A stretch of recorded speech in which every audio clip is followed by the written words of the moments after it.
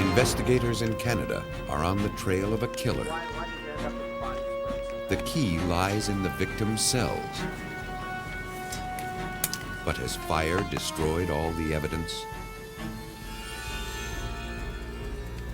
At a murder scene, a handful of cigarettes provides the only clue.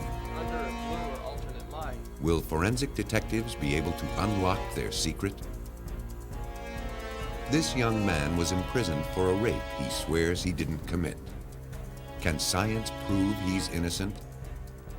When police are stumped, they may turn to detectives in lab coats to uncover clues hidden inside the human cell. One strand of DNA can finger a killer or set the innocent free. The new shape of crime detection is a double helix.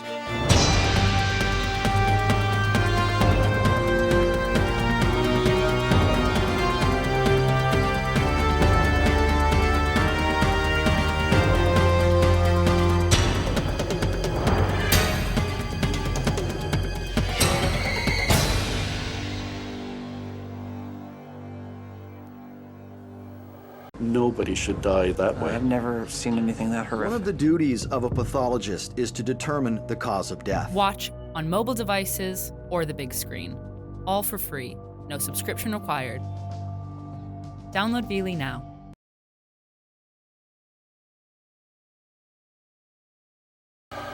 In July 1991, a janitor in Vancouver, British Columbia made a routine trip to the dumpster. But what he found was far from routine. Inside lay a body burned so completely he wasn't sure it was human. He ran to call police.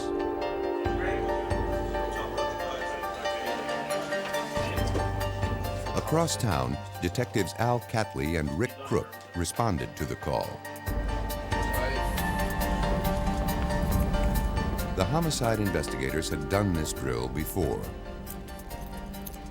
What may look like a human body sometimes turns out to be a practical joke, a discarded mannequin, or some other case of mistaken identity. They hoped that was all it was. Still, they had to check it out. So when we walked over to take a look inside the dumpster, there was just the outline of a human body. And in fact, it was so badly destroyed by the fire that it was questionable as to whether it was human, or we've had some instances of bear carcasses being destroyed after illegal hunting or something like that. And we didn't rule out that possibility. You can't. No. The thing is, though, The officers approached the dumpster carefully, making note of details that could become important later. The dumpster was cool to the touch when they arrived. The fire had been out for hours. A stain spread from the corner onto the pavement. Whoever set the blaze used more than enough flammable liquid to destroy the contents. A close inspection of the contents confirmed that this was no false alarm. There, amid the ashes of computer boxes, wooden flats, and scrap paper, lay a human body. After the detectives made their notes, the delicate removal of the fragile evidence began. It was gently placed in a body bag so as not to damage it any further. Then it went to the morgue, where a pathologist would examine the body for clues to its identity. Anything else that survived the blaze was also collected and sealed. not surprising. No. Surveying the scene, the detectives realized the murderer selected his site carefully. An industrial park closed for the weekend, surrounded by brush and trees. In fact, we did establish that people were driving by roughly the time that we think that the homicide occurred, or the burning occurred, and there wasn't anything. You could have quite easily have driven up here and probably out without really seeing what you would have thought was a fire.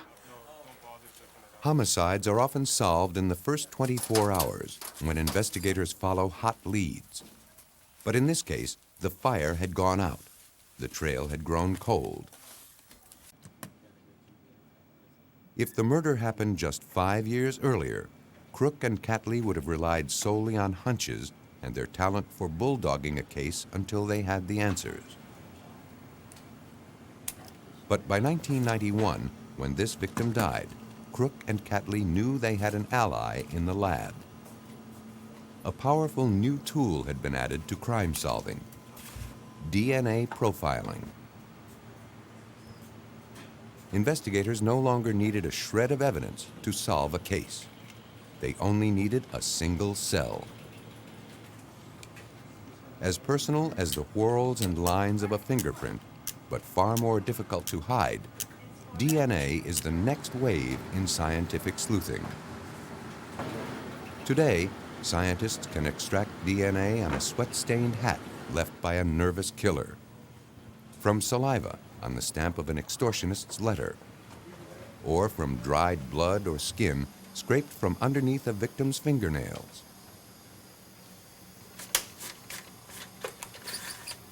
Microscopic evidence has always been left behind by criminals. Only with the advent of DNA profiling has it become incriminating. DNA, or deoxyribonucleic acid, contains every detail that makes you human.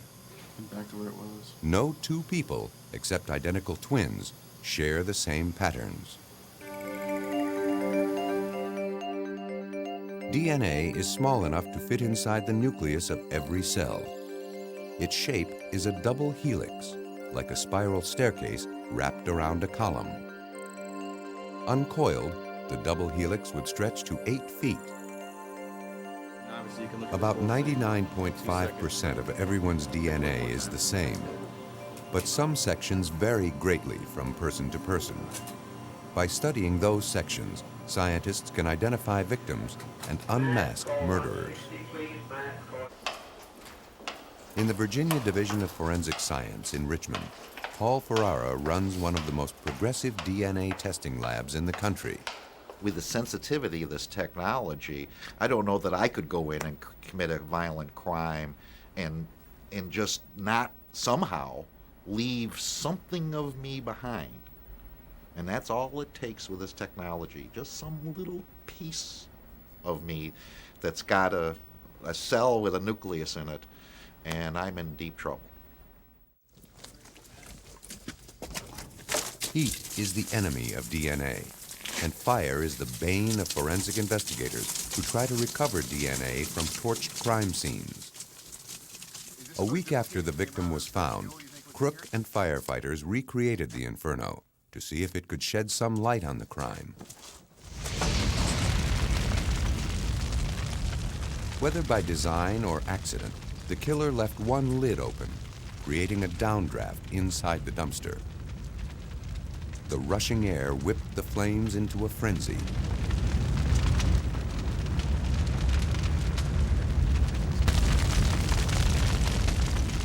The surrounding trees hid what little smoke the fire produced. It burned at about 2,000 degrees for 30 to 40 minutes. By comparison, a crematorium burns between 1,000 to 1,400 degrees for about 3 hours. Police were lucky to have any remains at all. Now they had to figure out who was killed here. All the pathologist could tell them was that the victim was a white female. Traditional methods at a standstill. Detectives focused on X-rays. They showed the victim was shot in the head, but they also revealed a feature detectives hoped would identify her. David Sweet, a forensic odontologist or dental investigator, worked on the case.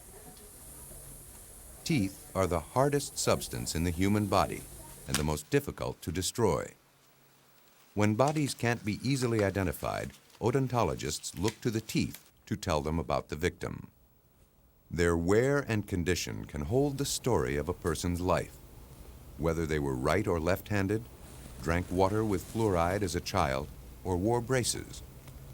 By studying the victim's teeth, it was determined that she was in her early 20s. She had one extraordinary feature. But the other thing that we realized when we examined the teeth was there was an extra tooth right in the center of the upper jaw between the upper central incisors. And those showed up very well in the x-rays that were taken after the victim died. Crook ran a computer search that compared his findings with dental records of missing persons. None matched. Despite his best efforts, Crook was stymied. He still had a victim without a name and a murder without a suspect. Meanwhile, somewhere out there, a killer ran free, confident nothing could link him to his crime. What he didn't know was that a small piece of evidence could provide the missing link. That looks great.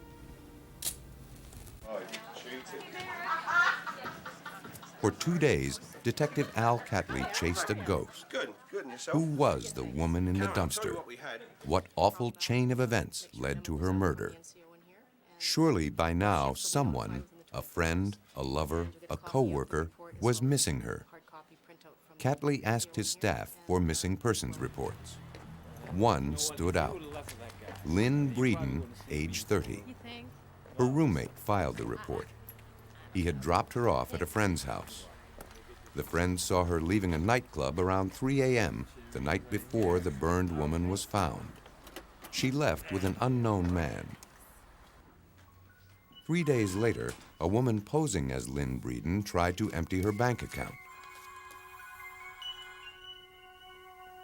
The woman presented a withdrawal slip with Breeden's account number. Hi, I need to make a withdrawal. Okay. The teller knew she wasn't who she claimed to be. When she questioned the imposter, the woman became flustered. When the teller tried to detain the woman, she hurried out. No, I need you to stay here. Wait, I gotta go. No, I need you to stay here.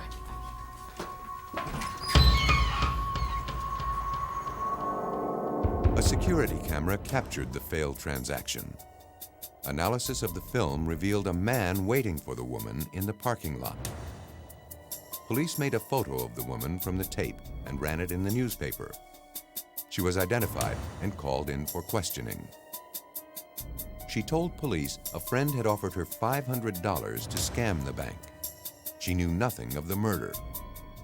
The friend was Chris Cruz, an exotic dancer who used the stage name Tony Devons.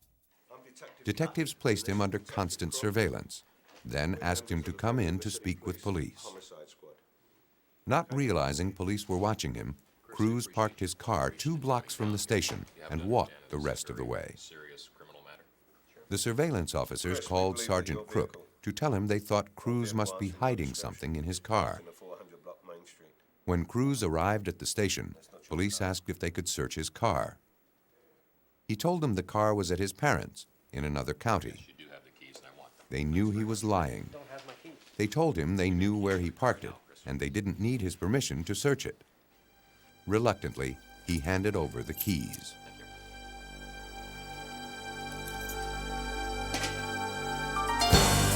Forensic investigators took pictures of the car from every angle, carefully recording what they saw before touching it. They moved in closer to gather more evidence, collecting and photographing virtually everything. It was too soon to tell what might be important later. The men worked in teams. Some officers inspected the evidence, while others marked where it was found. Investigators found bloodstains on the sides and rear of the car. They marked the positions carefully. Later, the shape of the stains would be analyzed to calculate what direction the blood came from and its point of origin. These details are crucial for reconstructing a crime. Blood samples may also be collected for DNA analysis.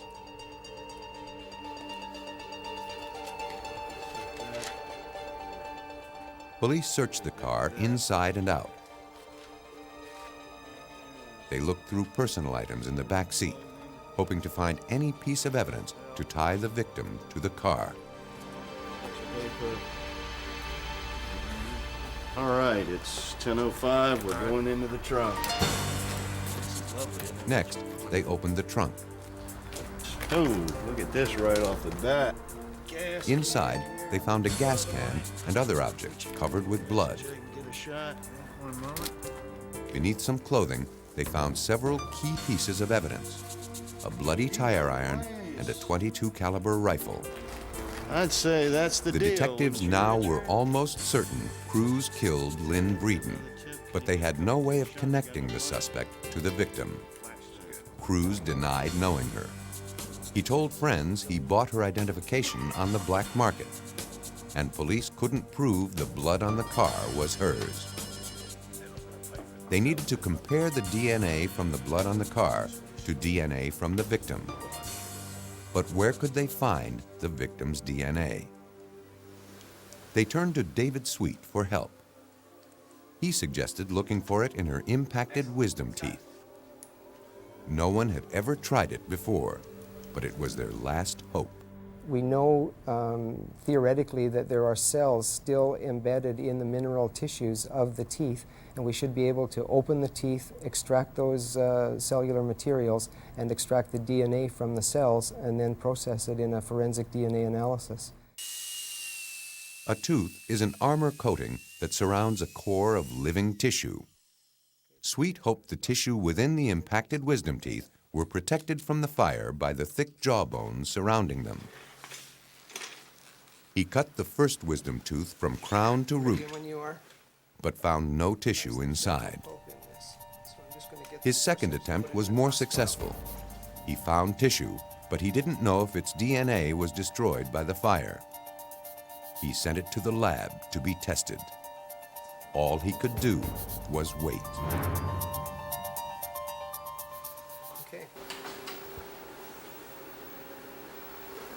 Did Chris Cruz kill Lynn Breeden? The answer was in a forensic lab in Vancouver, where the victim's tissue was sent for testing. Finally, Dr. Sweet received the results. The DNA survived the fire. What's more, further testing showed the DNA from the victim matched the DNA from the blood in Cruz's car. The lab calculated the odds that it wasn't the victim's blood were 1 in 540 million. Dr. Sweet proved that Lynn Breeden was in the car the night she died. Confronted with the overwhelming evidence, Chris Cruz confessed to murder. Based on interviews, detectives pieced together a likely scenario of that fatal night. Breeden once borrowed a great deal of money from Cruz. Now he wanted to collect. Breeden refused to pay him. Cruz lost his temper.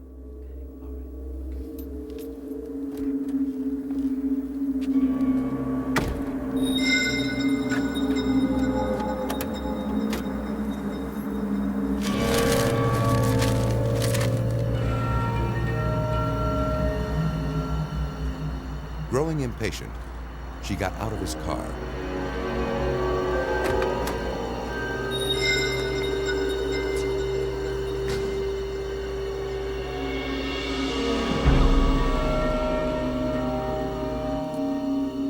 Cruz beat her, shoved her body in the trunk, and drove to the dumpster.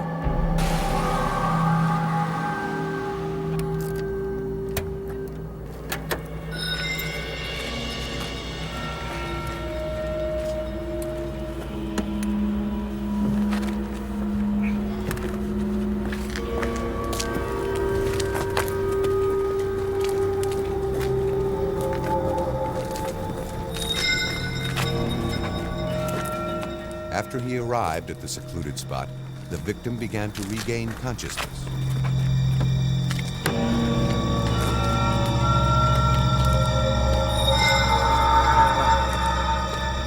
Chris Cruz shot her.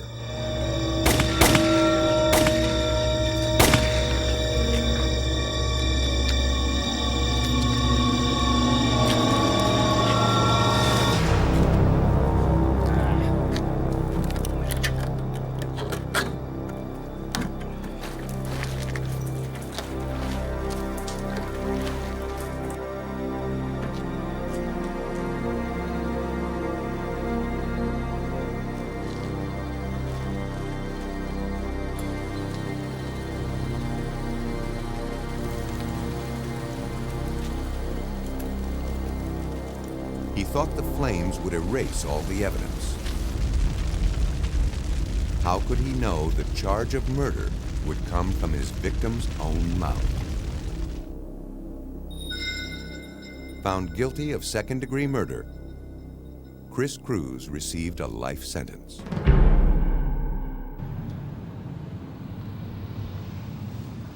In rural Clay County, Alabama, a drive along Route 31 leads to a town caught between memories and progress, where turn-of-the-century storefronts share billing with a new city hall, where folks still get their news word of mouth, and where bad news and good news travel at about the same speed. Summertime slow. It's a safe place where parents don't think twice about giving their teenagers free rein to explore the land. A place where violence is an unwelcome stranger.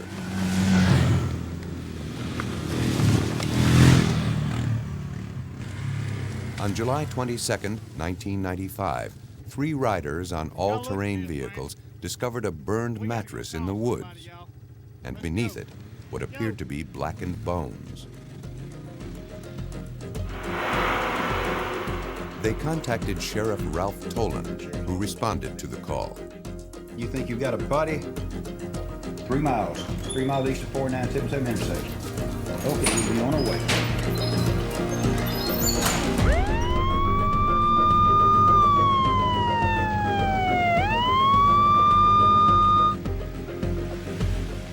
The men met the sheriff and led him to their grim discovery. It looked like murder. Toland began to secure the crime scene, but knew he couldn't do it alone. He needed to be sure no evidence was jeopardized.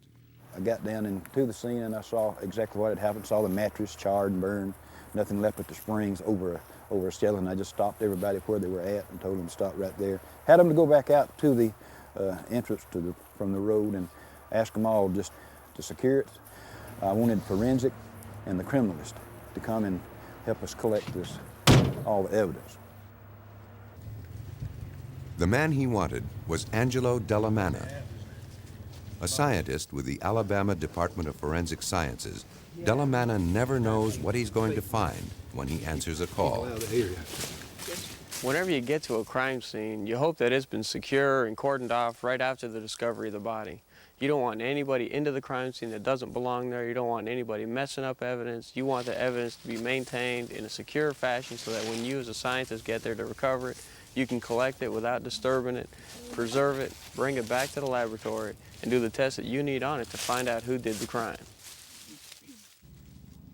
Dellamana marked the position of the body, the condition of the mattress and the surrounding area before he went to work collecting everything he could. Dellamana placed flags to mark the position of what little evidence he found. He marked 11 used cigarettes randomly scattered around the mattress. They hadn't been there long. That was a good sign. But who smoked them? The killer? The victim? I felt it was going to be very hard not only to identify that person, but to generate some kind of evidence. I did feel at the crime scene that the cigarette butts present there were going to be very strong evidence because they did not look weathered. They were sitting up on top of the cushion of grass. I felt they had not been there very long. As Dellamana assessed the situation, his technicians recorded the evidence.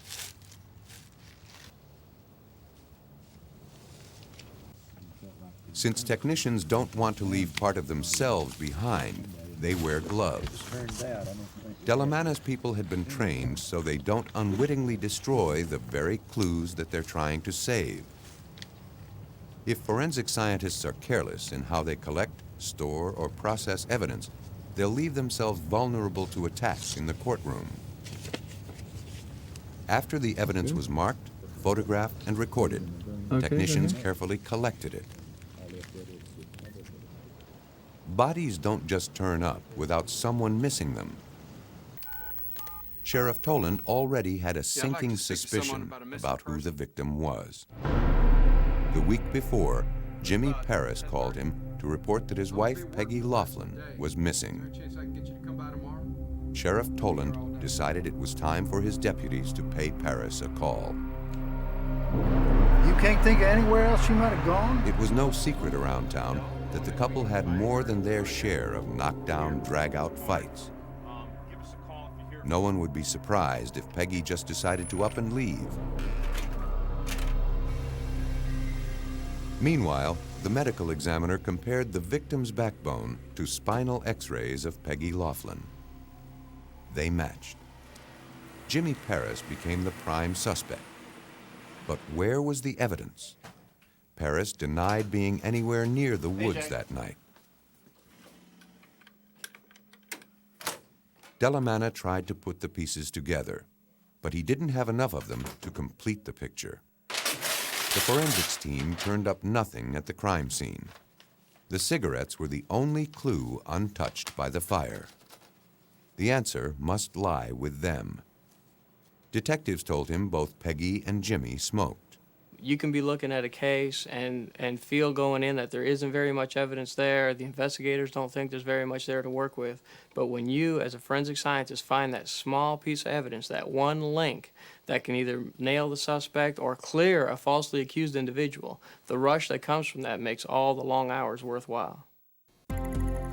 If he could lift DNA from the cigarette filters, he could compare it to the DNA of Paris and Laughlin. If he could prove they were together in the woods, Toland could make a case against Paris. Delamana shined an ultraviolet light on the cigarettes. The light revealed the saliva-soaked areas.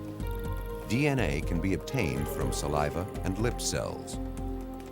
He marked the outline of the glowing portion he wanted to test. Then he carefully trimmed it away and sent it to the lab for DNA profiling. To build a DNA profile, what we do first is we take our evidence sample, blood or saliva or whatever the DNA is in. Okay, what we do is we break open the cell and release the DNA. So we extract the DNA from whatever it's on. We clean it up and we look at specific areas or addresses on the DNA, and we make millions of copies of that area big enough so that we can see it. Once the DNA profile is done for each person in the case, we can then compare it to the evidence DNA profile and see if there's any matches there at all. He was encouraged by the results. The lab identified DNA from 2 people, and 2 of the cigarettes held DNA from both people, meaning they shared their smokes. Could Delamana prove those 2 people were Jimmy Paris and Peggy Laughlin?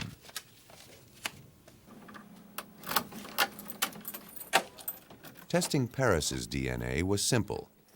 Cooperating with police, he gave a blood sample, which provided ample DNA to analyze.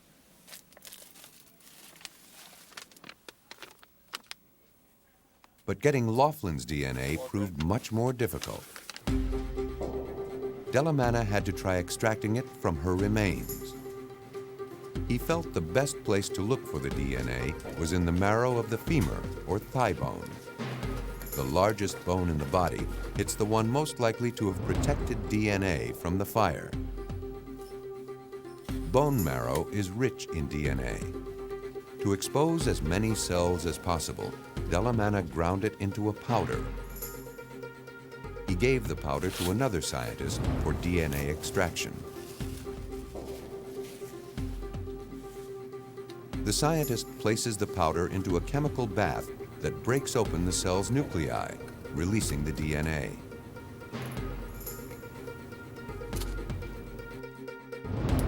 Once the DNA is in the solution, bone fragments, chemicals, and impurities must be removed. The liquid goes through a series of microscopic filters. A centrifuge spins away the refuse. The filters trap the clean DNA. Theoretically, scientists can obtain DNA from just one cell. But to create a profile, they generally need thousands, though that number is decreasing. Not long ago, tests required a sample the size of a dime.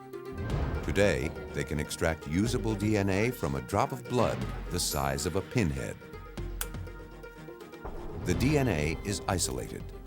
Now it's time to measure it.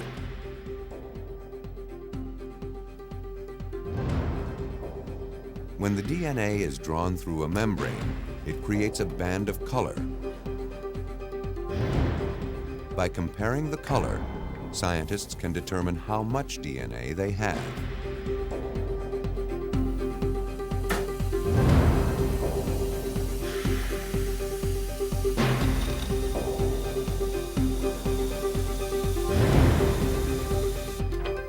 Delamana examines the results, which appear as small dark bands on a piece of film. DNA is measured in minuscule quantities called nanograms, or billionths of a gram. The test results tell Delamana whether he has enough DNA to work with. Unfortunately, there's only about 0.3 nanograms of DNA in that sample. That's point and then 9 zeros and a 3 grams of DNA in that sample. Delamana didn't have enough usable DNA for testing. But he had an ace up his sleeve, a scientific process so revolutionary, its inventor, Carrie B. Mullis, won the Nobel Prize.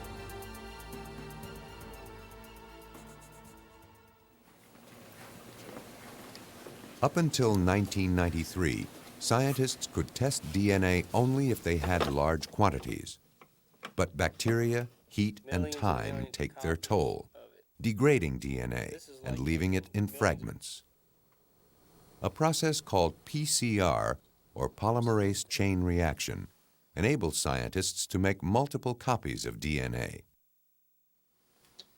DNA is made up of 4 chemical units: adenine, A, thymine, T, guanine, G, and cytosine, C. These units are strung together like beads. A joins only with T, and G joins only with C. PCR works by splitting apart the double-stranded DNA like a zipper. The thermocycler heats the DNA, separating the A from the T and the G from the C, essentially unzipping the helix down the center.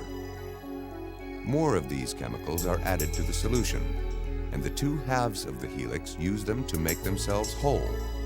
Repeat the process, and the 2 become 4, and so on, until millions of copies are created and the sample can be measured. When making a DNA profile, scientists don't need to compare the entire DNA molecule. They only look at several sites along the helix. If these sites are the same on both samples, the DNA most likely came from the same person. It's considered a match.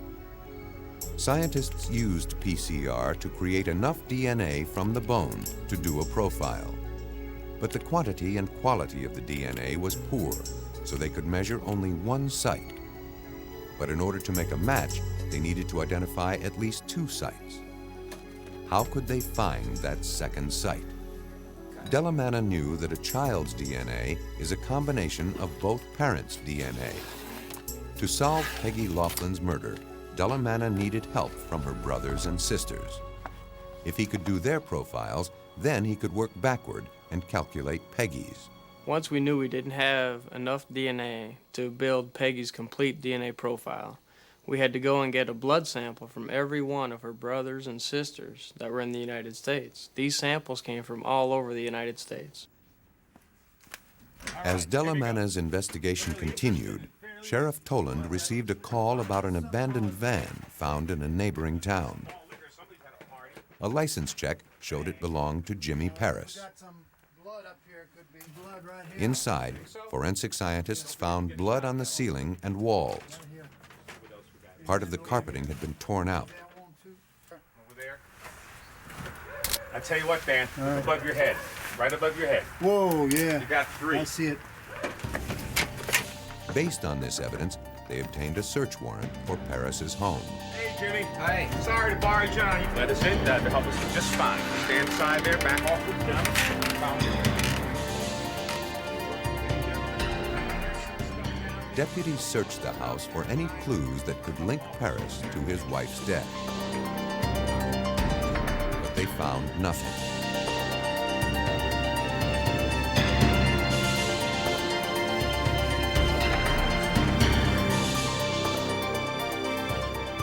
Then an officer checked the crawl space and found a section of blood-soaked carpet.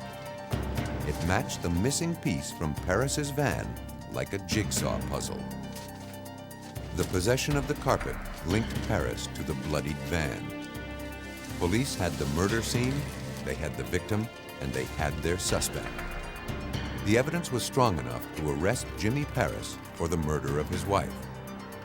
But to strengthen their case for conviction, police needed to link Paris, the van, and the burned mattress together.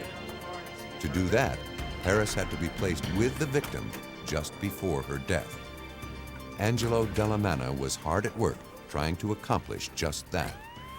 He was ready to make Peggy's DNA profile using the blood samples from her siblings. We extracted them, put them through our full battery of DNA tests, and what we did was when we got the DNA profiles of the brothers and the sisters, we were able to work backwards and build the rest of Peggy's profile. The genetic information Dellamana gathered from the siblings enabled him to complete the missing link on Peggy's DNA. Peggy's DNA matched the DNA on the cigarettes. Here was proof that Peggy was alive with Jimmy in the woods the night she died.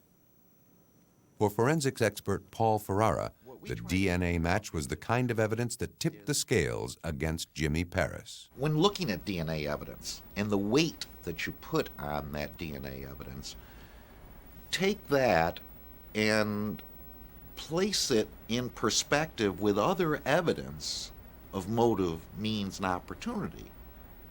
And when you combine all of those together, then one can come to an informed opinion that a person is guilty beyond reasonable doubt.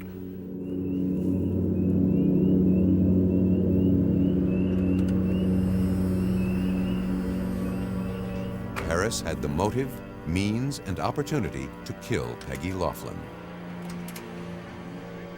He was a jealous man, and he'd begun to suspect Peggy of infidelity.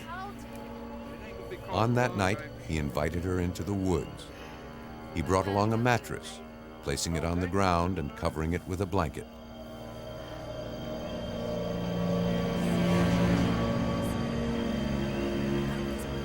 Peggy and Jimmy smoked and talked, casually tossing aside the spent cigarettes.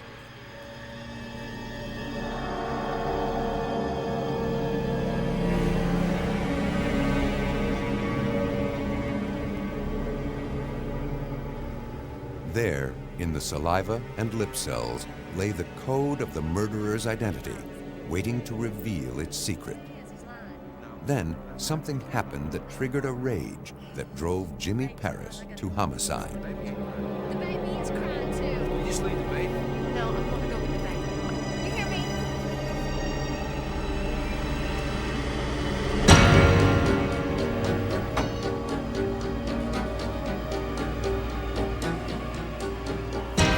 Paris knew he had to destroy the body if he wanted to escape detection.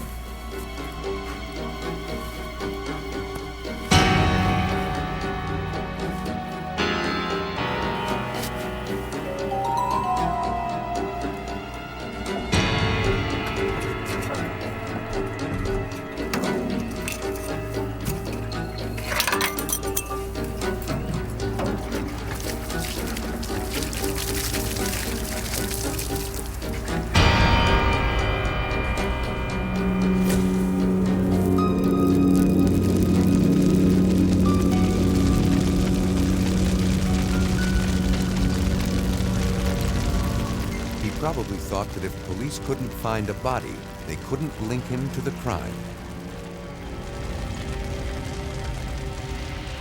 He couldn't see that the evidence he had already left would be enough to convict him. DNA analysis was crucial in the sense that it placed both the suspect and victim at the scene together. And in that case, having those small pieces of evidence allowed us to put a guilty man in prison and allow the family to put closure to a terrible incident. In Alabama and Vancouver, scientists struggled to find DNA evidence to link a killer to his victim. But the power of DNA is not just its ability to put people behind bars. It also holds the key to setting them free.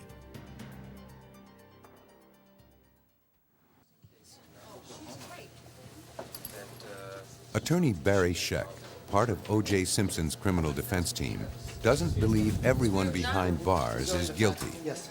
Using DNA, he's making a strong case. Scheck heads the Innocence Project, a program at the Benjamin N. Cardozo School of Law in New York. The program is dedicated to exonerating the innocent through DNA profiling. Serological Institute. Sorry, yeah, right. And that they had actually responded, we have something but not enough to test. Scheck provides the expertise. The students do the legwork, sifting through hundreds of cases, looking for those with the most promise. Once cases are identified, the students investigate whether the evidence still exists. If it does, they see if it can be used for DNA testing. I don't know. There's nothing in the red well 2 yet. It became clear to us that DNA had the power to go back into old cases, re-examine it, and exonerate people that had been convicted many years ago, that lots of people felt might be innocent. The Innocence Project helped exonerate 30 of the 40 people released through DNA since the project began in 1992. Today, startling FBI statistics show that 1/4 to 1/3 of all DNA testing at its lab clears a suspect. No one knows how many innocent people remain in prison across the United States, but the Innocence Project is doing its best to find them. Now we have all these cases of people who have been convicted, who can credibly come forward and say, look, I didn't commit this crime. There was serological evidence that was introduced against me. There was hair evidence that was introduced against me, for example. Please test items in my case. It'll prove me innocent. And that's happening in case after case after case. What were the circumstances of the identification? Louise Hochberg is the executive director of the Innocence Project. In 1993, a convict named Troy Webb appealed to her colleagues for help. He trusted DNA to prove he was innocent of rape. Troy Webb first wrote to us in 1993, and I understand from Troy that the way he got to us was through his cellmate, who apparently was also a client of the Innocence Project. Webb was arrested in 1988 after a rape victim picked him out of a photo lineup. Eyewitness identification has led to most convictions where defendants were later proved innocent through DNA profiling. Hochberg believed in Webb's innocence, but it would be 3 years before she and her students returned him to his family in Virginia Beach, Virginia. The principal criteria for us is, number one, can this person make a credible claim of innocence? And number two, the most important, is there biological evidence in the case that we can test, which combined with other factors will be determinative, will prove that this person did not commit the crime for which he or she was convicted. The Innocence Project had evidence in the case sent to Paul Ferrara's forensic lab in Richmond. There, scientists compared DNA from evidence left at the rape scene to DNA in a blood sample from Troy Webb. The level of the technology, even 10 years ago, was such that we couldn't eliminate Troy Webb, for example, as the possible contributor of the genetic material. But by the same token, we wouldn't have been able to eliminate a large percent of the population. Before they could start the testing process, the lab had to retrieve genetic material from evidence stored 7 years earlier. Once it was identified, they had to see if it contained viable DNA.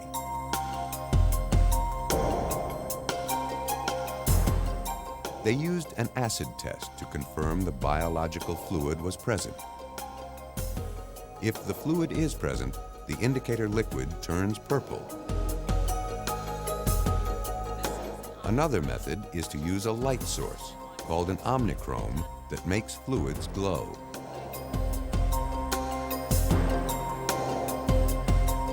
If the scientist is looking for blood to test for DNA, she'll use a chemical called luminol to find it. Luminol can detect the faintest trace of blood, making it especially helpful in instances where blood may have been washed away by rain or where a killer has tried to remove it. In Troy Webb's case, investigators swabbed the evidence from the victim's clothing. The sample would contain the perpetrator's DNA. They'll compare it with Troy's DNA. Comparing DNA is a matter of comparing the lengths of strands of genetic code at specific points on the double helix. Scientists place the DNA sections they want to compare into a gel. The DNA has a negative charge, so scientists can use a positive charge to pull it through the gel. The longer pieces travel more slowly than the shorter pieces. So two pieces of the same length would move the same distance. If the DNA from the evidence and the suspect move the same distance across the gel, scientists know they're the same length and they have a match.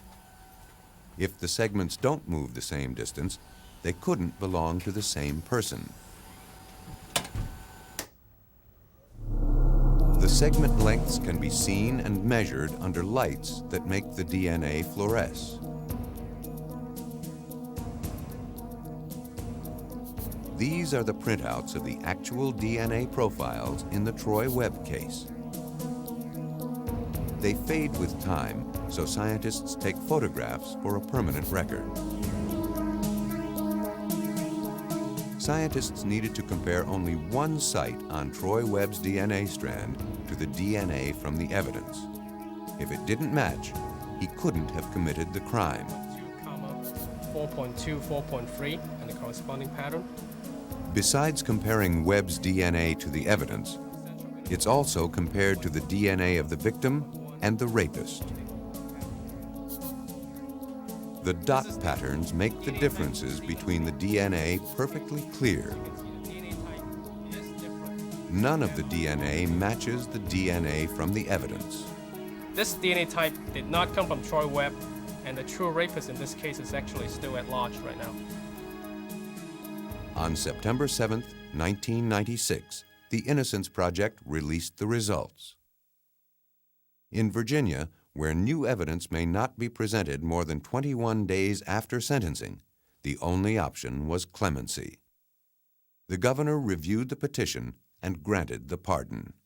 There is no greater good that a lawyer can do, in my judgment, than to look back at old cases, and if it can be demonstrated that an injustice was done, to right it. On October 16, 1996, Troy Webb emerged from prison a free man. The first thing he wanted to do was eat a 7-foot sub from Philadelphia Cold Cuts. He now works at the sub shop. He's made new friends and reestablished a bond with family. He lives with the same faith and hope that kept him going in prison, and he's grateful to the Innocence Project. They're like family, really, you know, because wasn't for them, I'd probably still be locked up, you know. But they helped me, you know, for free at that, you know. So, couldn't ask for too much more. All hope is not lost of catching the real rapist. Virginia has amassed the largest database of DNA in the country by collecting blood samples from every convicted felon. 20,000 a year. Tens of thousands of blood samples pour in every year, creating a backlog of more than 135,000 samples in cold storage. Still, of the nearly 10,000 DNA profiles in the databank, Virginia has already solved 18 crimes by matching DNA from the crime scene. If the DNA from the case can be matched with DNA in the databank, the rapist will be found. Our DNA data bank here was one of the early ones created. I think we had one hit in 1993, none in 1994, and then 5 in 1995, then 12 in 1996 alone. And the database, even in 1996, only numbered less than 9,000 profiles out of those 130,000 samples we have. When we get to the point where we have the convicted felon profiles, all 130,000 of them, the number of these hits is going to skyrocket dramatically until the point at which they are commonplace. If you are innocent of a crime, DNA technology is your best friend, your best ally. But conversely, if you're guilty, it's your worst enemy. DNA profiling holds tremendous power for a technology still in its infancy. In its first 10 years, the diminutive double helix has quickly become one of the new detective's biggest allies, bringing criminals to justice and delivering justice to the innocent.